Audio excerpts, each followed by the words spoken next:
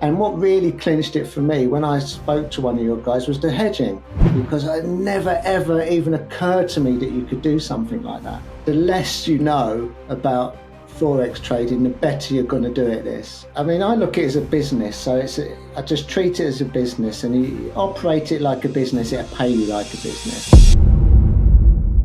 All right. So I guess for starters, give me the backstory. So you're living in London, and are you a trader by career, or do you do something else? And what made you want to get into trading? It's something that's interested me on and off for years, Adam. In fact, my first job after I left school was in the City of London in a major bank in the foreign exchange department. I had no interest in it at all. Not interested. And it's only about, 15 years ago, I came back to it and just started looking at, and at the time it was all about binary options. And so I got quite involved in that. Never really had any success in it. Found it quite good fun and found it quite interesting. But it turned out to be a bit of a waste of time. And I thought, well, I'm going to learn to trade properly. I'm going to learn. And again, that's something I've come back to on and off over the years. I think I started taking it seriously in 2017. But then I'd try and learn something. And I thought, there's another strategy. I'll go and learn that. Oh, here's another one. I'll go and learn that. And it's hard to focus on one thing and sort of learn how to become consistent at it. So I think at the point I found you guys, I was aware of prop firms. I'd even managed to pass a small one myself using simple strategy, but no consistency. The challenges I lost, that was dead money. The one company I did pass with was my MFF, who vanished about 2 weeks after I got the funded account. And then, so it's something I've left for a while, and then I came back, and then the last few years I thought, no, I'll take it a bit more seriously. So it sounds like kind of the typical trader journey, right? You get in, you start learning a bit, and then you're hopping from system to system trying to find the golden goose. Yeah. I mean, I know because I talk to people all the time. It's my story, it's the same exact thing. And so I guess, how did you come across us in the first place? And then what were you skeptical about? I can't remember how I came across you guys. It might have been something on Facebook and doing a bit of research. And obviously you can see there's a lot of people using you guys. And then as I found out more about it, I thought, this is a process that I can see how this can work. And so prior to finding us, I mean, you started seriously in 2017. You tried a couple of prop firm challenges. You weren't able to, you passed one, went out of business. You failed some of the others, just ate the challenge fee.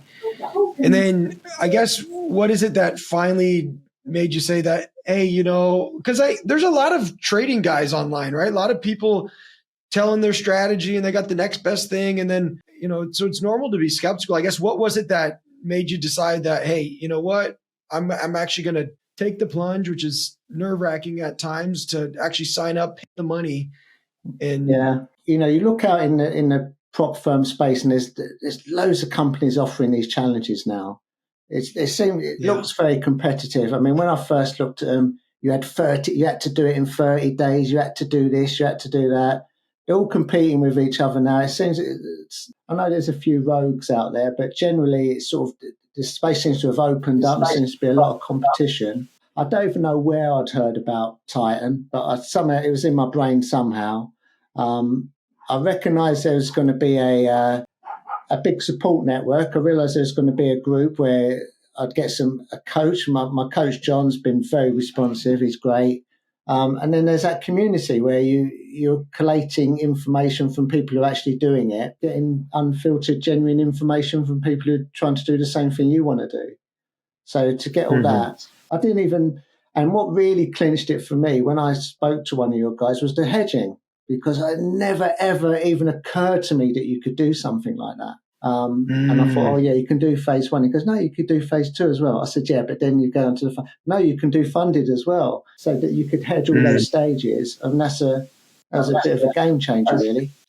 So you had the light bulb moment that, hey, your risk is really shallow in that sense, right? It's certainly reduced. And obviously, I think at the time, when I joined, it wasn't perfect, but you've made it so much better since then. It makes a massive difference. Yeah, I know. We tried some stuff that we thought was going to improve hedging, but it went the exact opposite way. So we reverted quickly, and hedging is really stable at this point, I'd say, for the most part. We've got a few other ideas that we think can improve results a little bit further, eke out like kind of a few little extra edges there. When you signed up, you saw hedging, you saw how you could, reduce risk significantly trading with prop firms. That made you bored. And then what sort of results have you seen since then? Well, I'm doing really well at the moment. I mean, when I first started, I thought I was being a bit too clever. So I thought, oh no, I'll look at this, but I think I could do it a little bit better than they're telling me to do it. When in reality, you should just follow the system. I'd go as far as to say the less you know about Forex trading, the better you're going to do at this. Because I'd sometimes watch it and tighten to take a trade, I don't know. And I go, but there's an area of resistance there. Why would you be buying into that? I've learned now just to leave it alone, let it do its thing.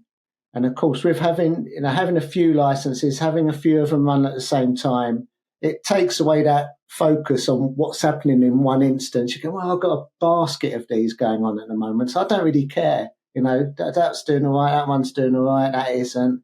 I'm just looking at the results overall now, and I think that was a massive thing for me because psychologically it just takes all the pressure off. I don't care what happens because the more challenges I'm doing, I'm seeing all the numbers are reverting to that EV, sort of like the EV you've got in your white paper. And the more I do, the more I go churn over, the closer it's coming to those figures. I go, yeah, it works. I don't care what happens tomorrow, day after, between 2 and 3, whatever, because I'm just, you can sort of look at the bigger picture.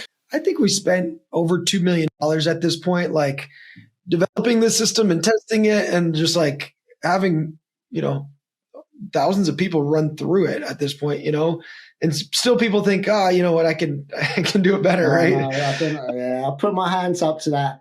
I won't do it again, Adam. I learned my lesson. Yeah. Just follow the system. Yeah, so I get it. So you're just following the blueprint, which is smart of you. Yeah.